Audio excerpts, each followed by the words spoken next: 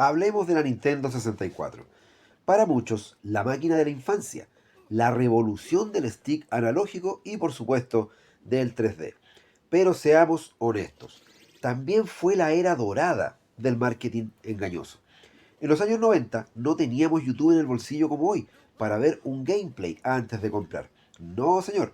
Íbamos a la tienda o al videoclub y nuestra única guía era la caja. Esa pieza de cartón era sagrada. Las compañías lo sabían y contrataban a artistas increíbles para dibujar portadas que prometían películas de acción, aventuras épicas y gráficos de otro planeta. Pero al llegar a casa y meter el cartucho, la realidad nos golpeaba en la cara. Niebla, polígonos deformes y controles que no respondían. Hoy vamos a abrir a esas viejas cicatrices. Vamos a recordar esos juegos donde la caja nos vendió un sueño y la consola nos entregó una pesadilla. Preparen sus controles porque esto va a doler. 10 juegos de la Nintendo 64 con portadas de museo y jugabilidad de basura.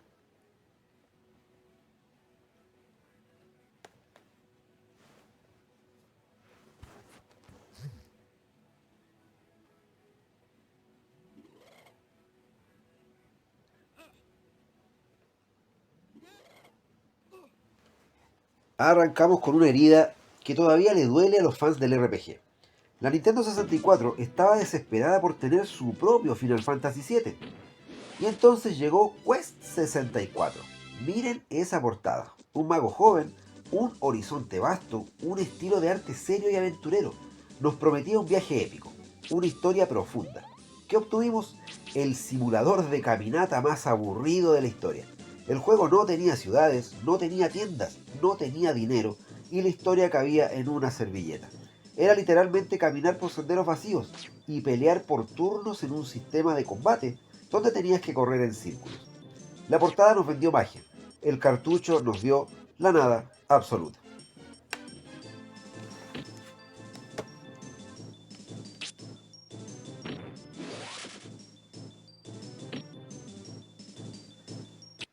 Después del éxito de Mortal Kombat, Midway se sintió intocable y lanzó War Gods. La caja era brutal, personajes que parecían renderizados en estaciones de trabajo de la NASA, con una iluminación realista y un diseño intimidante. Parecía el siguiente paso en la evolución de los juegos de pelea. Pero al encender la consola, esos dioses parecían muñecos de plasticina derretida. La animación era tan tosca que parecía que les faltaban cuadros por segundo. Intentaron mezclar la jugabilidad 2D con el movimiento 3D y el resultado fue un desastre incontrolable. Una portada de heavy metal para un juego que se sentía como una demo técnica fallida.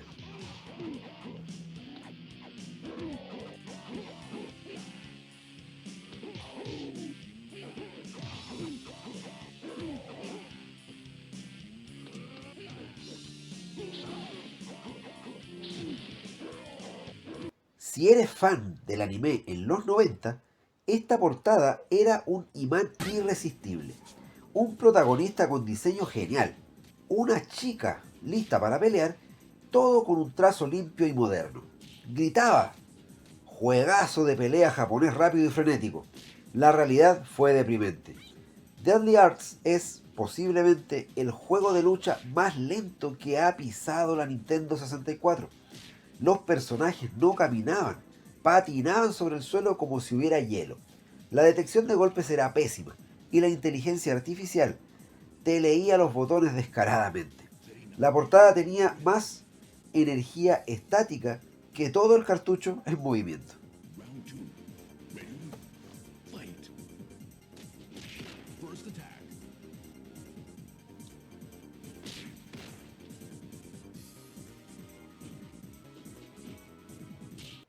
La serie animada Batman del futuro, o Batman Beyond como le quieran llamar, era lo máximo en esa época. Ubisoft aprovechó el arte oficial para la caja. Terry McGuinness volando, el Joker amenazante de fondo. Parecía una aventura de acción en 3D a la altura de la serie. Mentira. Lo que nos dieron fue un beat'em up de desplazamiento lateral, como los de Super Nintendo, pero feo. Los modelos 3D eran tan básicos que Batman parecía un juguete de piñata mal pintado. La jugabilidad era repetitiva y aburrida. Usaron una licencia increíble y una portada oficial para disfrazar un juego que parecía hecho con pereza un viernes por la tarde.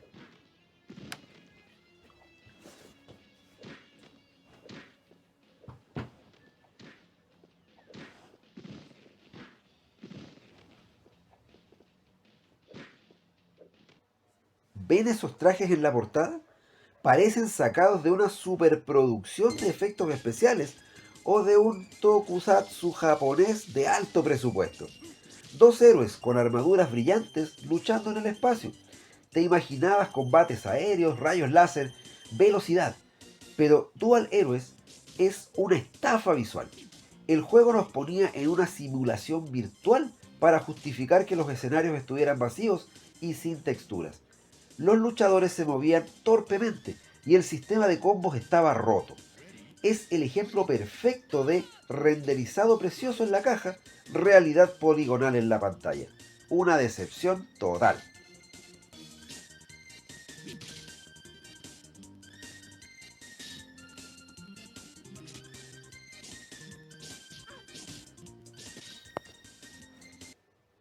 Este fue el rey de los arriendos en Blockbuster.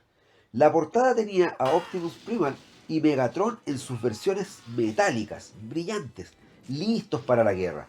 Cualquier niño que veía la serie de TV necesitaba jugar esto. El problema es que el juego era incomprensible. Las texturas eran tan borrosas y los modelos tan cuadriculados que en medio de la pelea no sabías quién era quién. Las transformaciones que debían ser lo mejor eran animaciones rígidas y feas. Arrendar esto era garantía de terminar con dolor de cabeza y sin entender qué estaba pasando en la pantalla. Ready. Fight.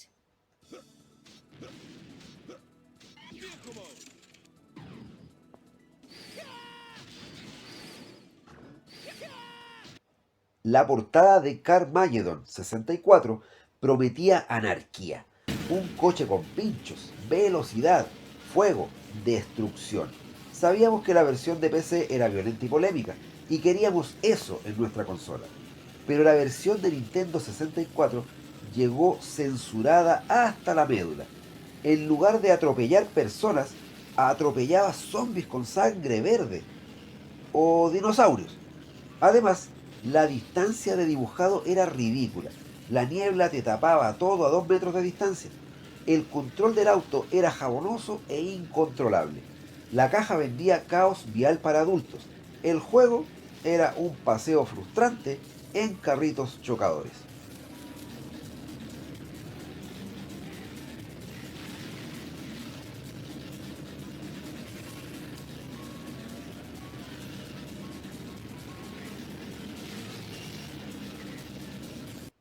John Romero, uno de los padres de Doom, nos prometió el cielo y las estrellas.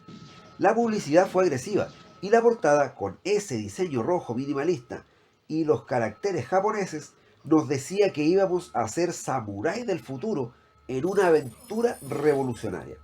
El resultado en Nintendo 64 fue uno de los mayores catástrofes técnicas. La consola apenas podía mover el juego. Todo era gris, café, lento y oscuro. Además, tenías que cuidar a dos compañeros controlados por la computadora, que eran tan tontos que se quedaban atorados en las puertas. Fue mucho ruido, mucha portada cool y un juego que, sinceramente, daba lástima.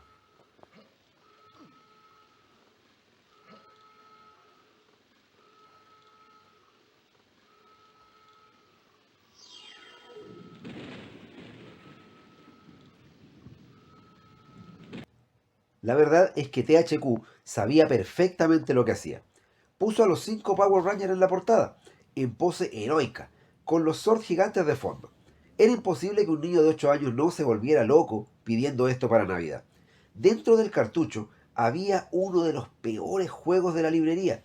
Gráficos que parecían hechos de cartón, misiones repetitivas de ve al punto A y dispara, y una falta de alma total. Fue una trampa diseñada específicamente para engañar a padres y abuelos que solo miraban la foto bonita de la caja. Un robo a mano armada.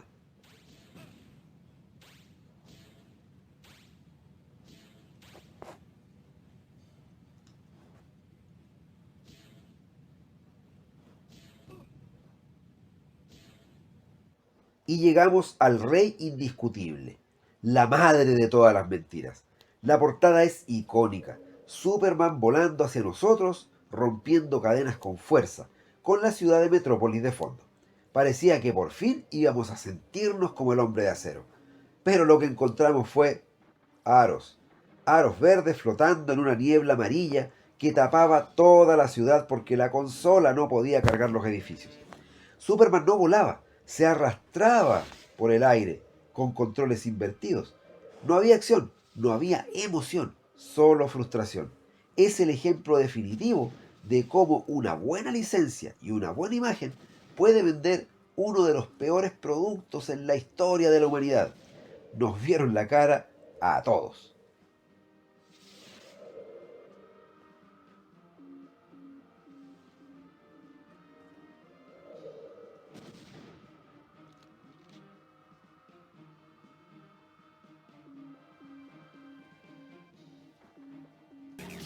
Mirando hacia atrás, la generación de los 64 bits fue una escuela dura para nosotros como consumidores.